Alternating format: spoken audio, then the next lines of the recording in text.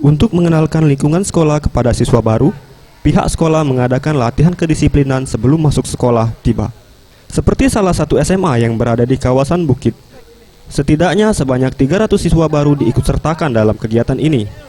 Edward Rismansah, Ketua Panitia, mengatakan untuk siswa sendiri diberikan materi mengenai tata tertib sekolah serta latihan fisik yang melibatkan personil TNI yang mengajarkan jiwa karsa prajurit yang ditanam di dalam diri setiap siswa, serta mengenalkan ekstrakurikuler sekolah.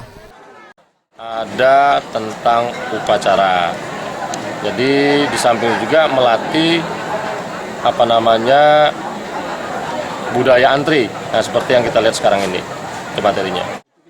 Ia menambahkan, kegiatan ini juga akan mempererat tali persaudaraan siswa dengan guru serta meningkatkan mental siswa selama bersekolah, sehingga nantinya materi yang diberikan guru dapat dengan mudah diterima siswa. Farel Dwi Satria, Sriwijaya TV.